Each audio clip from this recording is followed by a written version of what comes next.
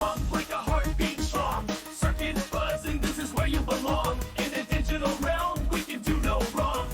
Hey guys, welcome back to another Big Dogs podcast. Today we are doing another interview. This time we're doing it a little more differently, if you guys want to say that. This time we actually have three people total, one co-host and then two other guest speakers here. Wolf is one of our co-hosts, Creepin, guest on the thing, as well with the person we're going to be interviewing, which is going to be Mac on the beat. Hey, how's it going? I'm Mack on the beat. I've been producing music for about 10 years or so, and been in the nerdcore space for uh, 8 years or so, and it's been great. There's not much to say. I'm just a small horror gaming YouTuber. Human gaming. Yeah. My name is Wolf Wine, but my nickname is Wolf, and I'm a YouTuber, kind of music artist, and Minecraft Kind of. music. When hold on, I just messed that up. Minecraft render music videos that I make, and I Dope. am a small YouTuber. So Well, to be fair, to be fair, Wolf, I think all of us are small YouTubers until it comes to yeah, Mac. yeah. Because I think he overrules all of us here. Yeah, and also animator who isn't a animator yet, but hopefully one day I will be. Before we actually dive into questions for you, Mac, as well, I do want to say that this is actually the first podcast that's being recorded in our podcast Discord server. So I'll link the Discord server in the description if you guys want to join it. We have fun here. It's brand new, honestly. So hopefully we get more people in here to enjoy podcasts and just, hang out with all of us. Yep, and I help make it. Yes. Big thanks to Wolf for that as well. So, shall we get started?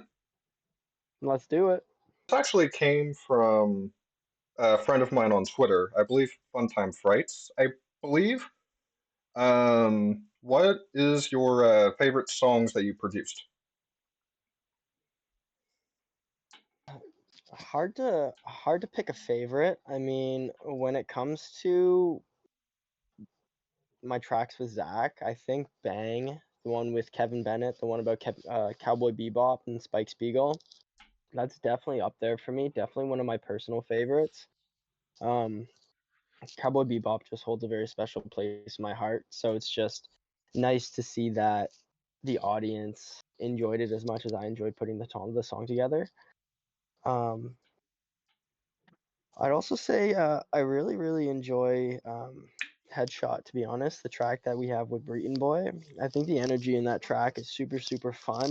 And I also did there's kind of this snare pattern that a lot of people don't really notice in the track underneath the actual top line melody. I was just searching for a snare sample, and as I was going through my snares, I kind of this weird kind of melody kind of came out to me where it was just snare patterns, but it created this cool kind of rhythmic melody.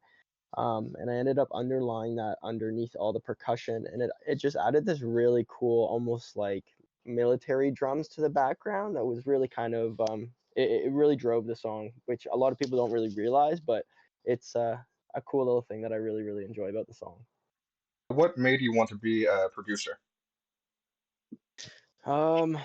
When I was 19, I was working at McDonald's at the time. I got invited to a buddy of mine. It was his birthday party, and he was basically just going to one of the local bars for an electronics show. And I had never been to a rave. So when I went and when I got invited, it was just very eye-opening. Like, I found the music was just awesome. Everybody was so nice, and like I just remember walking away from that evening feeling happier, kind of lighter as a human being, and I just felt like if I could make people feel the way that I felt that night while listening to my music, then like I would be happy. And that was kind of the moment that I started making music. That was when I was 19. I was in school to become a teacher at the time. I realized that it wasn't really what I wanted to do after being in school for about a year and a half for it. So I ended up leaving that or dropping out of a teacher's college and then going into, I took an arts degree in college. That's where I ended up meeting Zach, and then the rest is kind of history. So it was super weird. It kind of like chain of events kind of happened perfectly. Do you just work with Zach B, or do you work with other artists out there? So primarily I work with Zach. Like I feel like me and him, he has access to my entire library of beats, which no other artist does. So I mean, in that regards, for sure, I work with primarily Zach, but I'm always looking to work with other artists and do collaborations with other producers and stuff like that. Like I have a bunch of tracks that are still in the works with Shiro, a bunch of tracks in the works with Callan, some tracks in the work with Chewy and Vinny. Lots of stuff in the works that just needs to be more polished and before it gets released. And then I also have an alter ego as well for more of my dance productions, which is kind of separate to nerdcore. And I've been working with tons of other people, primarily people in my local scene with that alias. But even then, I've been kind of branching out and getting Chewy on a couple tracks, even doing some tracks with Zach under that alias. Um, but yeah, primarily Zach, but I'm always open to working with other people. Especially this year, I've definitely been trying to branch out and try to get some other projects working on. I know we released a couple tracks with Omega earlier last year. Same with Ty Z. So yeah, definitely always open to working with new people. Hey, Mac. Yeah, Yeah. Because there's quite a few moments of silence. I think. Do you mind if I ask you a question, actually? yeah, by all means, man. I'm curious. Do you have a favorite franchise at all? At all, like game, anime, any type of franchise? A favorite franchise? Yeah. Jeez, I mean, I'm a huge Bleach fan. Like I love Bleach. Ichigo is like my main homie. I also love, like, if we're talking video games, jeez. I've been like, as I've gotten older, I've really, really, really started to enjoy Resident Evils a lot more. As a kid, they used to scare the shit out of me, but now I'm really, really enjoying them. I still Um, haven't finished Biohazard actually. oh, Biohazard is such a banger, man. Such a great game. Yeah, I tried recording it actually, but the my whole recording kept on like freezing up and muting the whole thing, so I just kind of gave up on gave up on Story of it. my life, man. I swear, anytime I try to like screen record or share my screen while I'm doing anything, it just freezes up and just lags on me. I'm just like, okay, this is my life, and I just have to live Yeah, it. I recorded like episode 1 like 4 times. Oh, jeez. Nice.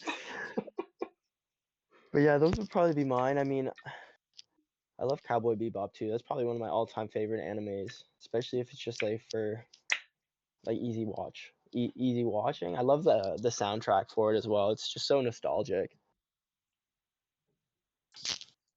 In your own words, could you describe NPC as it could help you as a producer? Well, I mean, probably the biggest benefit to being at NPC is just like the networking, right? I feel like there's like it's tough though because I feel like there's a time and place for it, and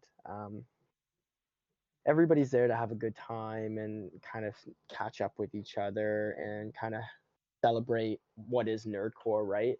Yeah. Um, but I do believe that like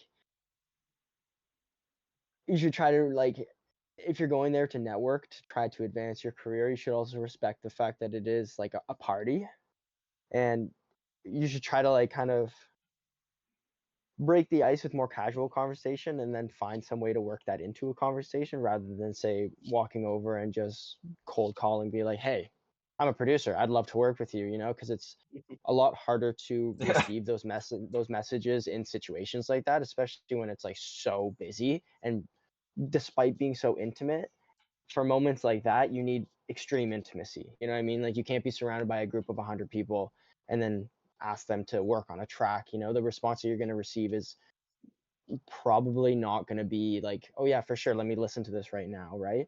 So I feel like there's a time and place and a way to go about doing those things, but the biggest thing is just kind of absorbing the energy and kind of seeing how people carry themselves and seeing how people perform and kind of seeing who you'd like to work with or who you admire or who you look up to. And kind of I find those have been really beneficial to me, especially just like after the fact, me hanging out with everybody who's a part of the actual performance, right? It's really interesting to see the uh, behind the scenes and kind of talk to everybody about their process for getting ready and everything like that and getting prepared for the actual show, right? Yeah. And I think it just gives a lot of insight and a lot of perspective on what it takes. And it also just kind of opens your eyes as to there isn't one single method that works for everybody. You know, like you speak to somebody, they read before they hop on the show or before they hop on the stage. You know, they sit in silence and they just read versus other people are doing jumping jacks and they're running around, they're banging on their chest, you know, and it's just two extremes, right? So there's no method that works for everybody, and I think there's a little bit of comfort in that. Um, so like that's always nice. But yeah, probably the biggest thing is just the network and just being able to be around people who have similar interests as you and care about what you care about. I think that's just the most important thing about it. And speaking of kind of, I guess, being extreme at NPC, I don't know if you, Creepin, recognize, but some of the artists just kind of go like all out for a reason. Yeah, totally. Um, so NPC is a total blast. It is. definitely. Yeah, Yeah, it's a like oh sorry. no, you're good. You're good. Yeah, I was gonna say, so you went to last year, right? Yes, sir. Yeah, I think I think I missed you. You That's all were right. you next? Yeah, were you next to Chewy Cat? I'm We assuming. were actually, Well, yeah. okay, yeah. When I got Chewy Cat, he was by himself, so I think he just left. Yeah, It's actually it was weird because I think the way that they were initially supposed to have it was that Chewy was supposed to be at a different time slot, but because Chewy and Zach arrived at the same time, they kind of put them together. But then Zach's time ended, and then they had to move, and then like Chewy just kept going. I don't know. It was some very weird things. There were some things going on with the venue last year that were kind of odd. like something I did at the NPC in 2024. I have no doubt you may have seen them, but like these little cards that had like all these characters in the background. I was giving them to like all the nerdcore artists. It was funny. I'm And I think definitely That's super dope. oh yeah, I made like 120 of them, gave them to a bunch of regular people, and gave them to all the nerdcore Wow. artists. I was trying to give them to all the nerdcore artists, but I think I missed a couple of them. Oh, that's awesome. Oh my Yeah, God, that's so cool that yeah, you were able to yeah. print those all off. Oh yeah, I actually it's funny. I originally printed out 60, but then I ran out of them. I ran out on all of them for the VIP in the VIP party, so I printed out another 60. Nice. Oh yeah, the VIP party was a blast. There were so many Oh, more yeah. people this year than in 2023. It was packed. Oh, yeah. I'm actually making Just another wait one for for next year too. 2025. Right? It's gonna be even busier next year, that's for sure. Yes, definitely. 12,000 people. Or more, maybe? I don't. Uh, Did they say even 4,000 more. or was it Yeah, yeah, yeah. more? That's what they said whenever that's what Rocket said on the stage that they want to fit more people into the new venue and they have the max of 4,000 if I'm Yeah, correct. yeah, totally. Really depends on how many tickets they sell this year, but it should be good. I mean, I know Well, it's I gonna be a think bigger venue, so at least there should be a little bit more room in there for everybody, which is nice. definitely. I do think they sold out of one of their tickets, which was, I believe, the Mythical Yeah, I ticket, was gonna correct? say the highest tier, I think. Yeah. Which I'm lucky that I kind of jumped on that when I did, because no, if I I go to bought mine. NPC, I want to go all out. So, Totally. Yeah, Absolutely. I bought mine the moment they announced how many they had. oh Good my call. God. I mean, if I could, if NPC didn't make me broke, uh, I would probably Right? do it like at the end of the venue or the next day. But yeah, NPC is just gonna be making me broke. Story of my life. I don't know if we if you covered it at all, Mac, but or if you tied it in together. Aside from the producer part of it, what in your eyes, what does NPC mean for you? I mean, for me, NPC is basically the only time of year that I get to see a lot of those homies face to face. I mean, apart from Zach, every other person in the Nordcore scene lives in a different country than me. So it's very difficult for me to see these people like face to face and spend time with them. So like for me, like that's why the weekend means so much to me. Beyond the actual performance and beyond all the festivities, just getting to like hang out with some of my best friends, some of my closest friends in the music scene, it means the world to me, you know. And like some of the relationships that I've developed just by spending a weekend together over the past 3 years, you know, like I've only spent in total, I think maybe 12 days together with these people, but we're best friends, you know. And I think that there is an amount of money that I would trade that for, you know what I mean? I don't think there's a price that you can put on it.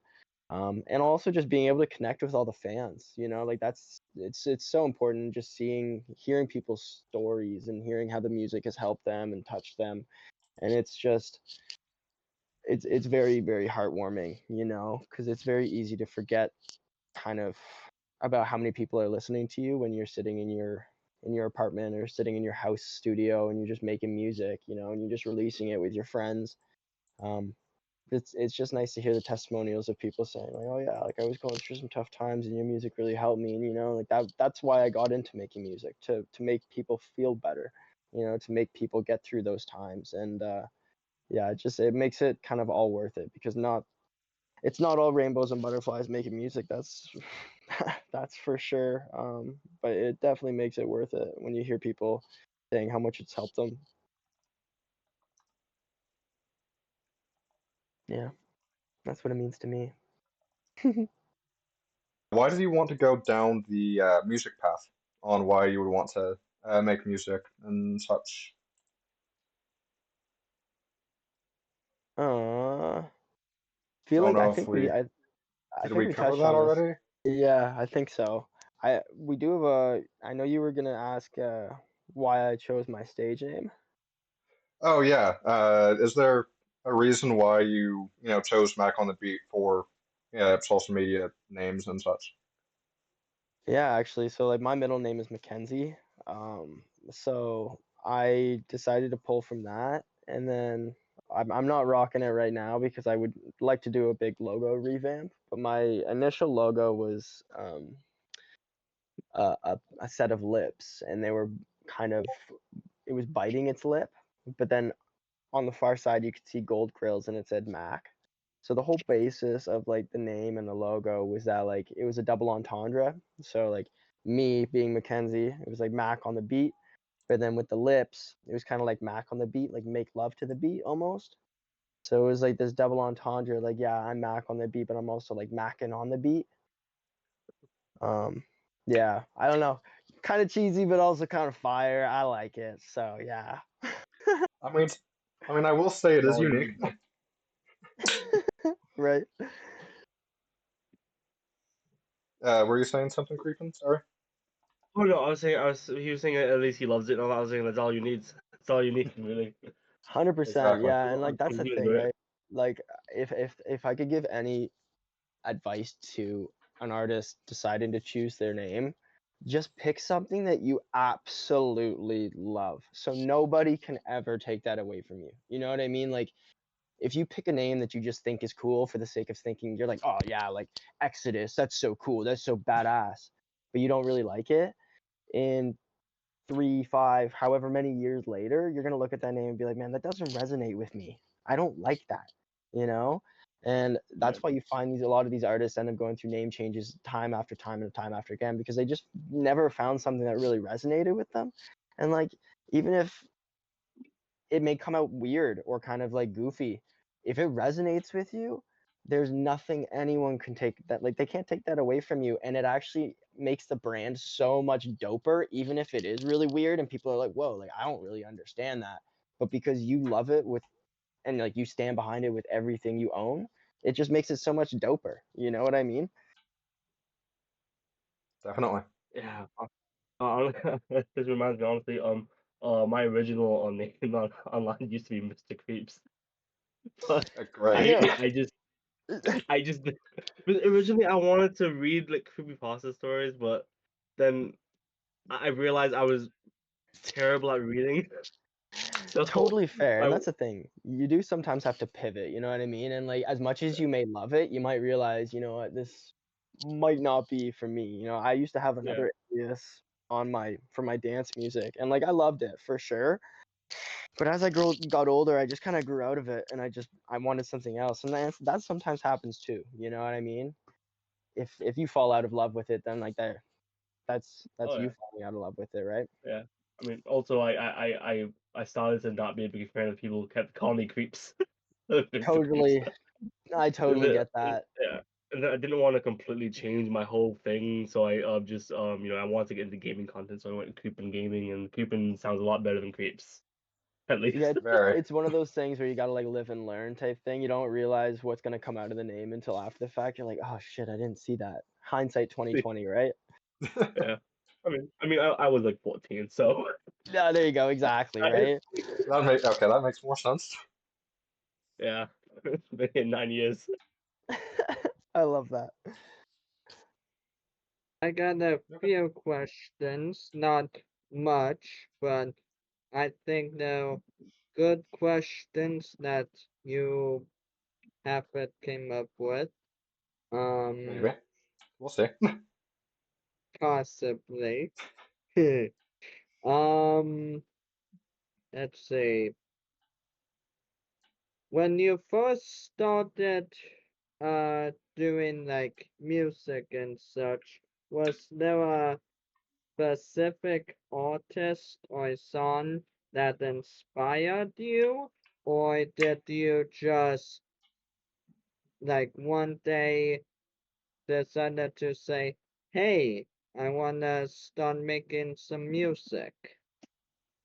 So yeah, I was at a show for my buddy's birthday, and the actual DJs that were performing, I don't actually know if they're really making music anymore these days, but they were called Sick Individuals. And it was just super trancey, super big roomy kind of music. Huge leads, very reverby, very uplifting. Um, and after I left that night, I was like, damn, like that was awesome. And I kind of dove really headfirst into dance music and like the entire culture. And that's kind of where I came across this guy named Diplo, which I'm sure you guys have heard of. He's huge. But at the time, he was like still relatively kind of like underground. You know, Major Lazer was still pretty new. He wasn't super mainstream yet. And I just remember watching like his career and listening to him on like do BBC Radio One and do radio shows for them and do his sets and just the versatility from the artists that he worked with for not only dance music but also he did a bunch of hip hop and then he ended up going into country music and just all sorts of different ranges of music and I always just kind of aspired to not be labeled by one genre um, because like as much as I do love making hip hop beats or whatever, it's always really enjoyable to go out and make other stuff and have people still um, digest it, you know? So Diplo was definitely a really huge inspiration for me. Um, I'd also say Kanye West has lost his absolute mind, but back in the day, I was a huge fan of his productions. You know, a lot of his music was very inspirational to me growing up. Um, like his album Graduation is still one of the best hip hop albums ever. But yeah, as times go on, people change, so do your tastes. But yeah, I would definitely say that Definitely. there were some huge inspirations back when I was first getting into music for sure.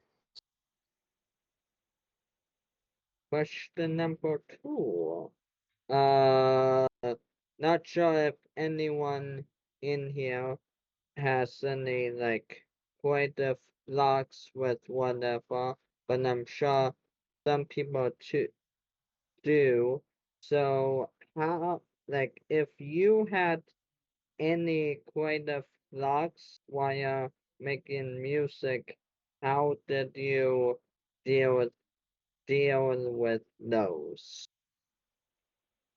If I had any like difficulties while producing, Yeah, pretty much. Like um, thinking, can't think very much, or Like any burnout.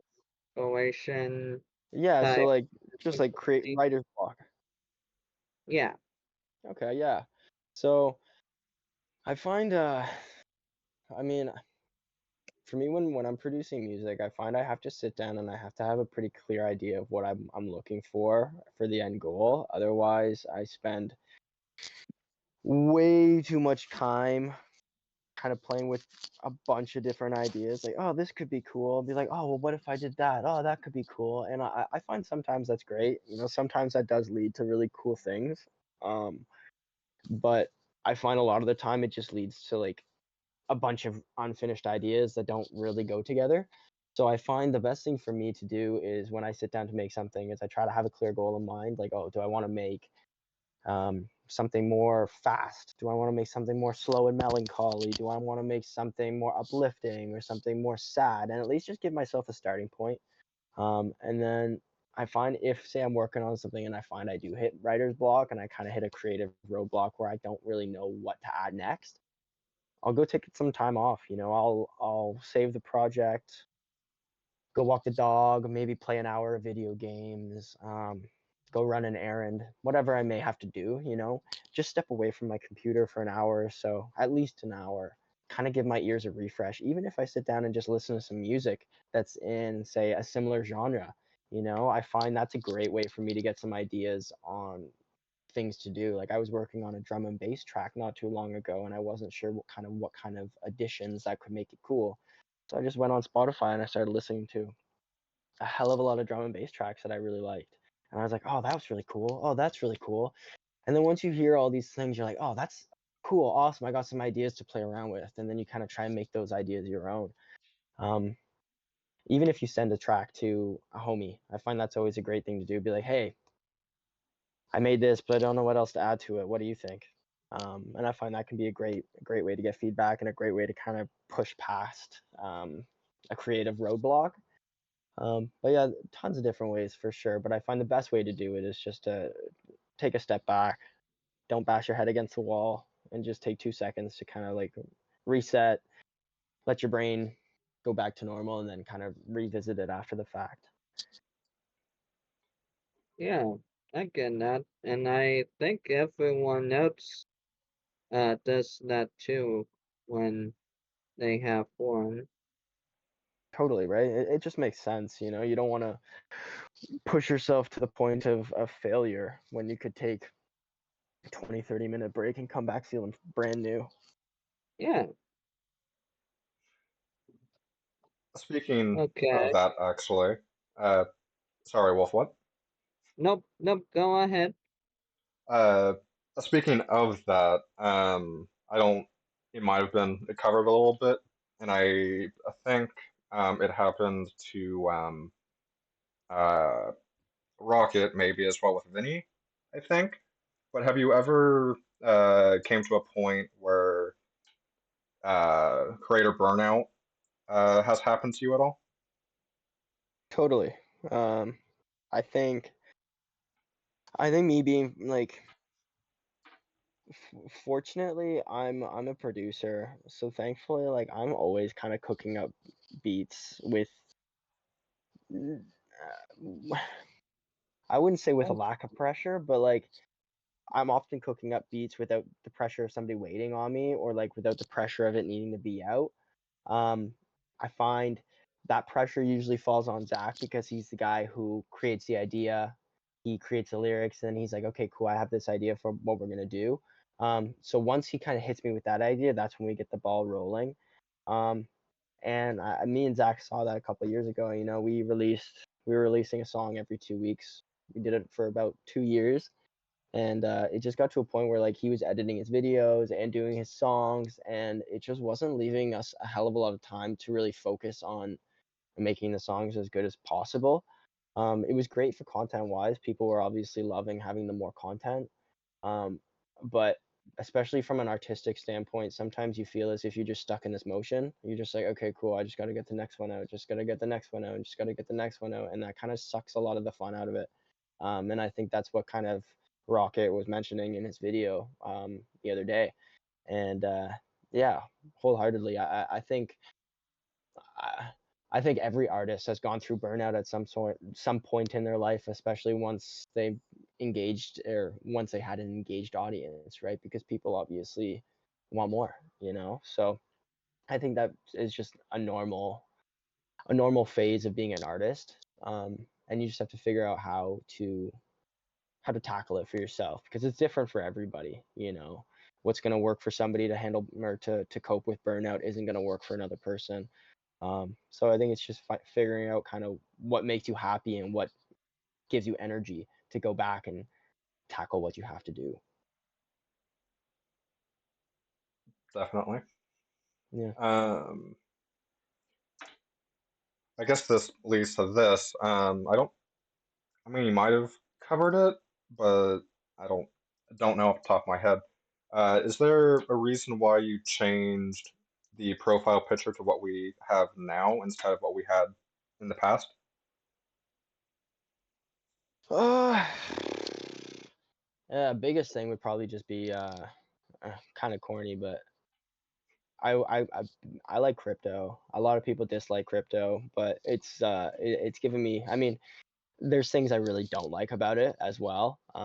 But in a broad sense, I do think it's really cool technology. And just my current PFP is an NFT on a blockchain for some really cool people that I support, which is hilarious. Yeah, I know, clown me, but um, yeah, I just really like the art, and I support the guys who drew the art. They're really cool guys, really dope. Um, and that's kind of why I've been rocking this PFP for a while. But like I said earlier, I wanted to do a revamp of my logo, so I think what I'm going to try to do is maybe do an amalgamation of the two at some point, maybe, or maybe just do a fresh revamp. I don't know. We'll see. We'll see what the future has in store for us. Definitely. I've also been trying to make people remember the name rather than the logo.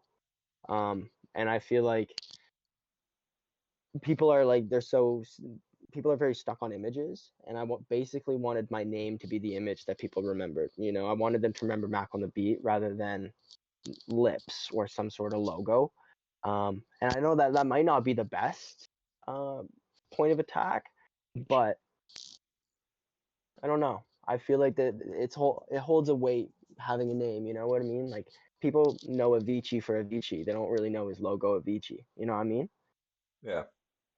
So yeah, just some I mean, food for thought. I mean, there are also some creators out there, like Krim as well, that does like a little sock puppet thing and stuff like that. So Exactly. Exactly. So you get it.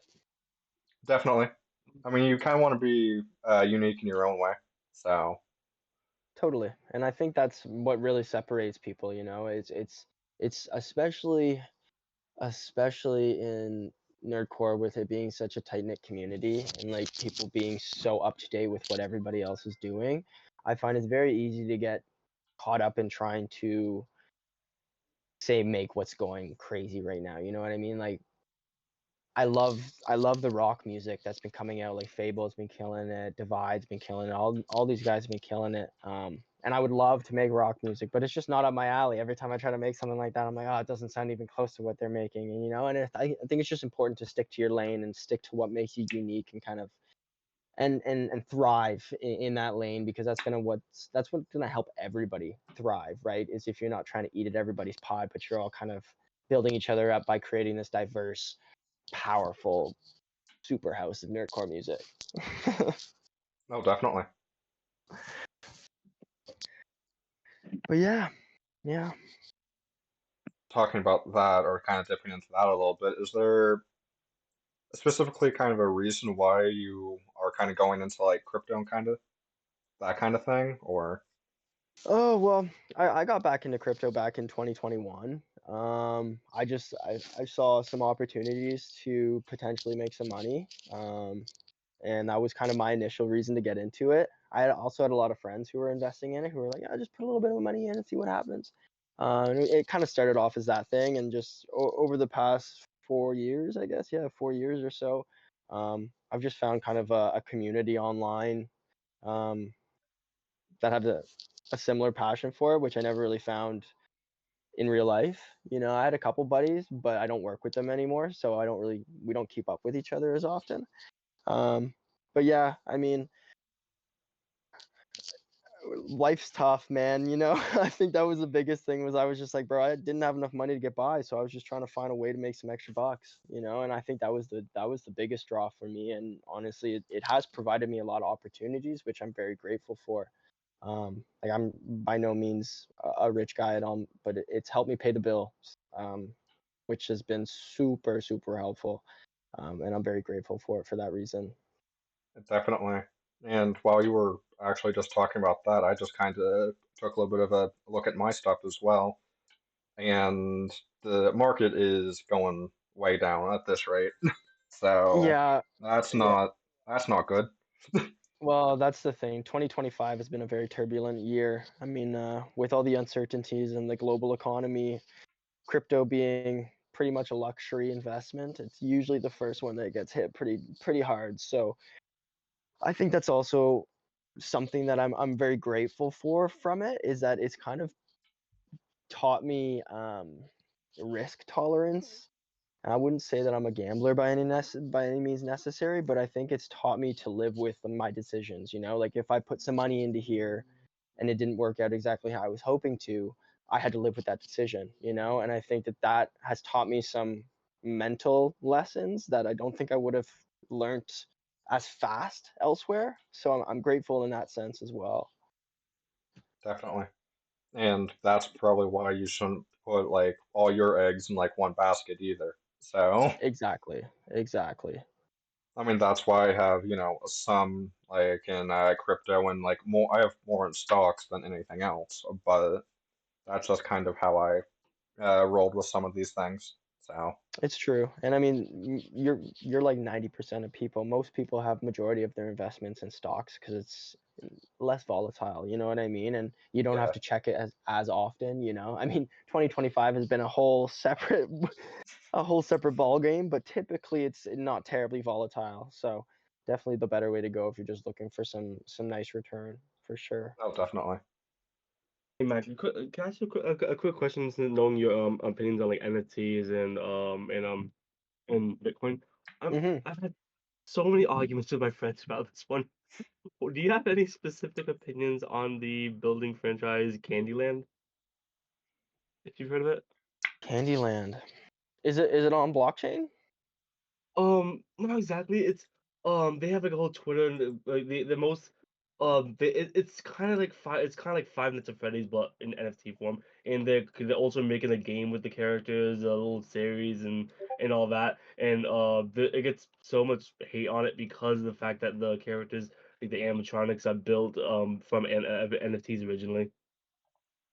Yeah, I find that there's like, I mean, there's ethic uh, ethic ways of doing things and non-ethical ways of doing this.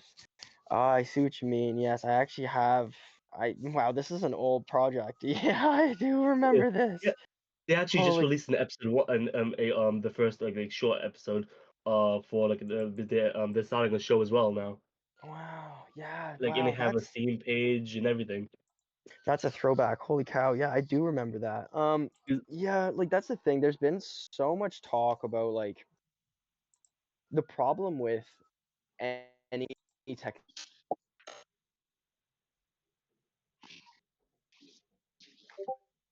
Yep. Was there problems though? Mac?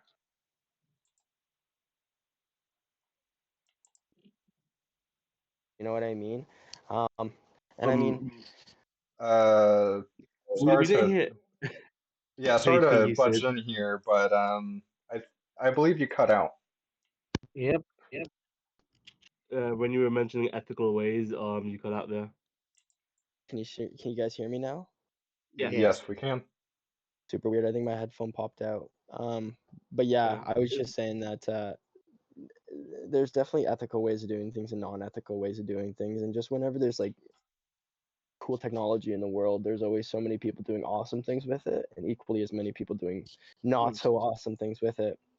And I think AI is obviously a really good example of that, right? So many good use cases, also so many bad use cases. Um, and I think with NFTs, there's a lot of really cool things that are happening, but there was also a lot of extraction.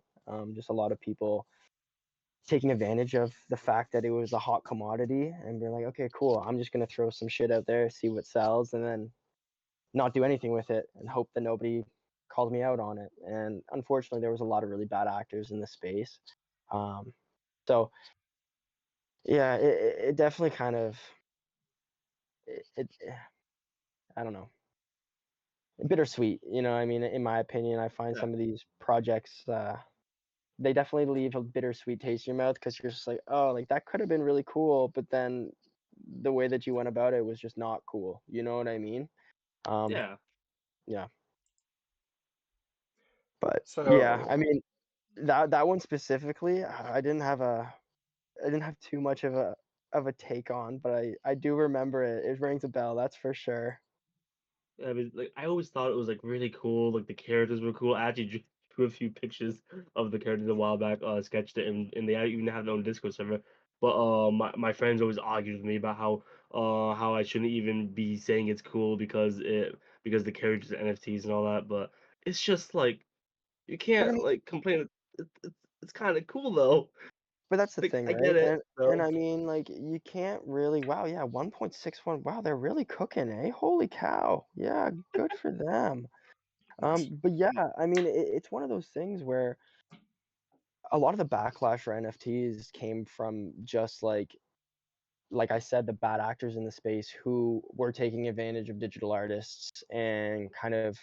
But I mean, there's always people on YouTube ripping other people's videos and putting it up back on YouTube and monetizing off. You know, this will always happen. There's always going to be bottom of the barrel people like that doing things, right? And you can't write off an entire technology because of that, you know.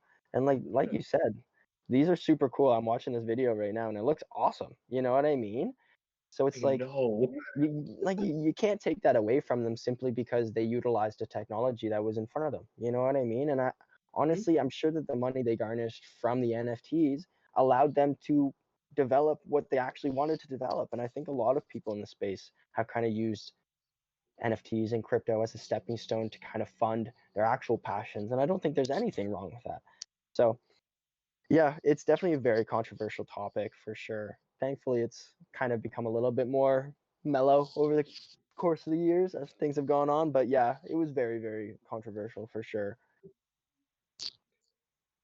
Speaking of controversial stuff as well, what is your opinion on AI when it comes to certain things like music and stuff like that? I mean, I'm not a fan of AI stuff for any sort of commercial use. I think I think AI is a really powerful tool and very useful tool, especially depending on like the field that you're in. You know, for medical fields and stuff like this, where real time AI would be very beneficial in certain situations. I think it's great. In a creative sense, I mean, I think it's cool on a very surface level kind of take. You know what I mean? Like it's always cool to see a photo reimagined in a different style or whatever. Just because we're very visual people, so we like to see these things and experience them. But it's very dangerous. You know what I mean? Without certain regulations and without enough regulations on the use cases of these things, um, you can really blur the lines between okay, well, how do I know what I'm listening to is human made, or how do I know what I'm supporting it wasn't created by a code, you know? So I think we just need to get better with developing policies that protect creatives and protect people that are vulnerable to AI replacing them or using their work and then just doing it. You know what I mean? Like we saw everything that happened with the Studio Ghibli, right? You know, just things to protect artists' styles and their copyrights are very, very important.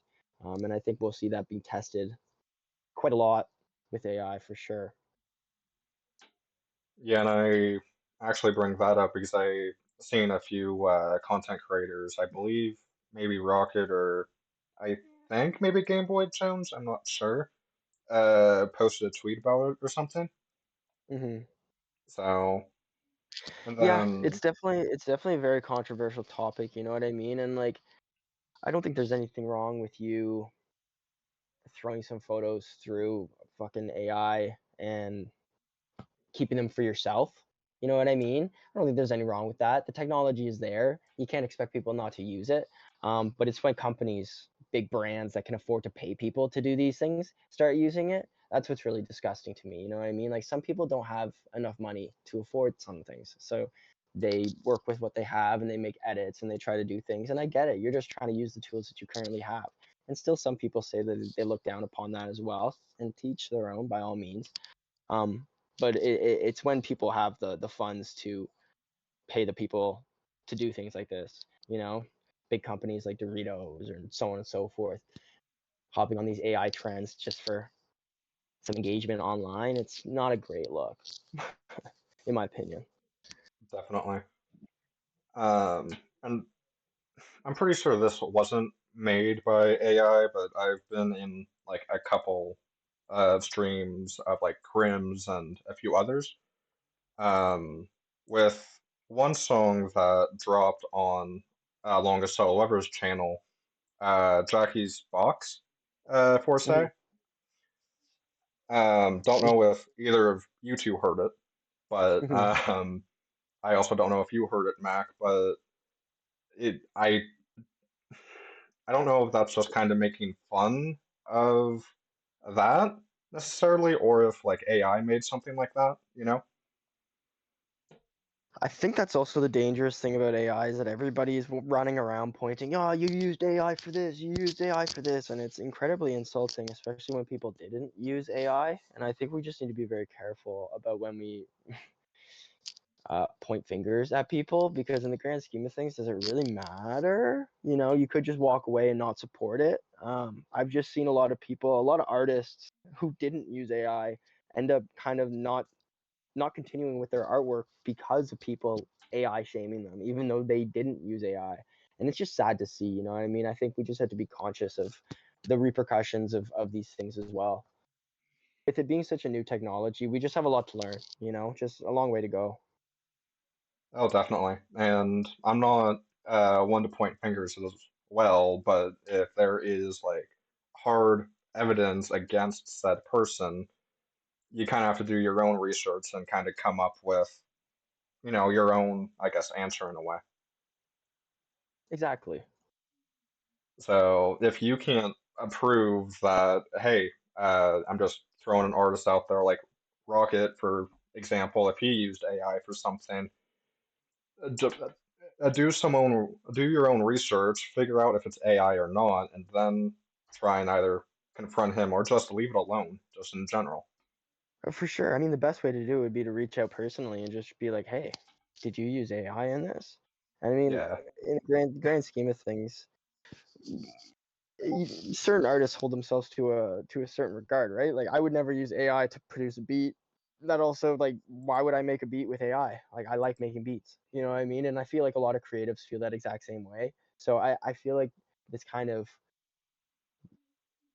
this kind of ick to trying to find people who are using AI within their artwork. I don't feel like it's as prevalent as a lot of people think it is.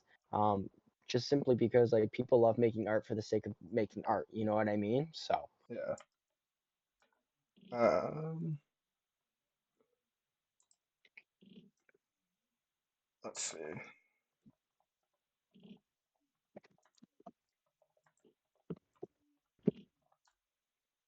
Um, I mean, I guess with Yeah, I do actually. This oh will dear this was God, this this question is well, it's relatively a joke because it's something they misheard me say yesterday. Um, so I'm just curious. This is like big question here. I feel like it's probably the most important question of the interview. I promise you. So really, what is your favorite type of fries? Okay, French fries. Oh, my favorite type of fries. Damn. Does What? what? does a poutine Oh, What's that? a a poutine here? Let me show you a poutine. Hold on. Oh my, what are we talking about? I have no idea. My Canadian is showing. Hold on. oh, I just looked it up. I see what type of fries. Those actually look really good. So they're fries covered in gravy with cheese curds. Okay, cheese curds, love them. Yeah, yeah, those Yeah. are my favorite type of fries. I mean, super Canadian. Yeah, you hand me a poutine, I'm gonna eat that shit any day of the week. And also the the lore to that question yesterday I was saying I might ask you the question about what your favorite franchise is, which I did ask you, but because I'm not very good at pronouncing my R's correctly, so they heard me, so I had to say it like 3 times, and they heard me say fries. That's Yes. hilarious. Yes, unfortunately. I do have an add-on real quick to that AI question you asked, Big Dog. Hmm. If someone were to like be making any type of music, what's your up with using AI? What what's your opinion on them like coming up with the lyrics, like the words for the songs, like by yourself without any AI, and then using AI for like how it sounds or what type of music. So what's your opinion I'm with I'm that? I'm pretty easy on it because like the thing is like I remember longest solo ever saying he plugs in, I think he puts like a little prompt into ChatGPT to kind of help him get some ideas, and then he feeds that back through and so on and so forth. And I think this kind of lends back up to what I was saying, how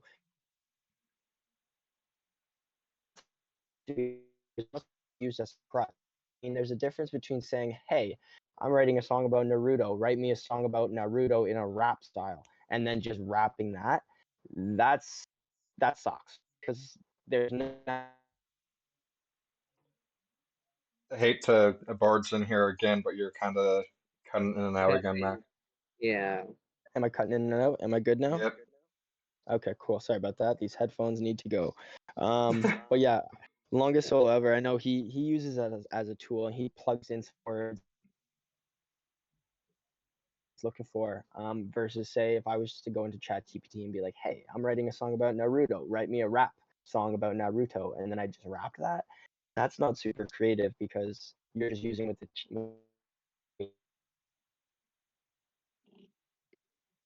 this, and then try to work some of those words into your own writing. That's totally fine.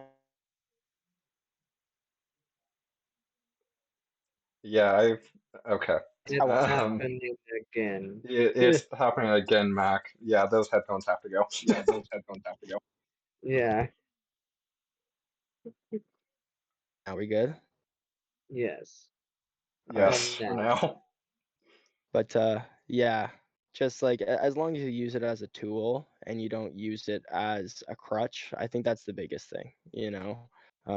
As long as you use um yeah, you use it as a tool, you know, if you plug some ideas into it and kind of bounce off the ideas and then kind of write it for yourself, then that's great.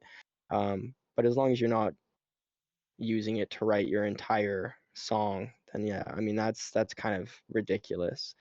But yeah, like say you're like, hey, give me some inspiration about Naruto or give me some fun facts about Naruto, and you're like, oh, that's cool. I didn't really realize that. Let me work that in my song. You know, that's totally fine. Versus you being like, hey, I want ChatGPT to write my song and I'm just gonna perform it. So Definitely. yeah, So you kind of would be all for, not against using like your own words into lyrics and then just AI for like how it sounds and such, or you still a little bit against it? I'm pretty on.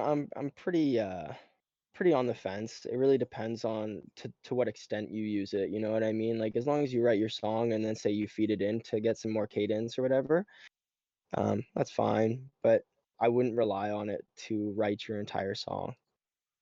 Definitely. Okay, good to Yeah. know. Well, And thank you so much for having me on. It's pretty. Yeah, It's actually it's pretty bland whenever you try doing stuff like that. Right? You know what I mean? It's pretty obvious. So not that many people do it. Yeah, like what yeah, what I used to do with ChatGPT actually is like I like to there's a story I'm writing and I used to put my like some of my chapters into ChatGPT. Not like trying to get it right and with me. I actually just wanted like like opinions on like even if it's ChatGPT, I asked for like opinions Yeah, no, my or maybe buddy. theories and stuff like that. So, Yeah, my buddy does the same thing. He's writing a novel and he throws his chapters into ChatGPT and has it basically be his editor for him. Just be like, "Hey, am I using too many of the same word, or how can I make this section a little bit more fluid?"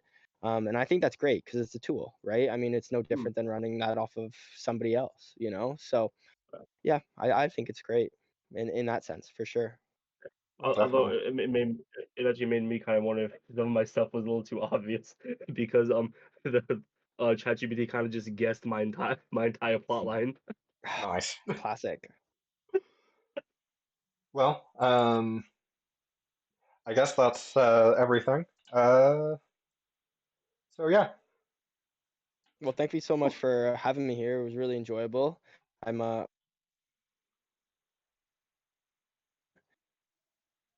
we're, Oh, you were saying cutting something, out. then you might cut out. Yeah.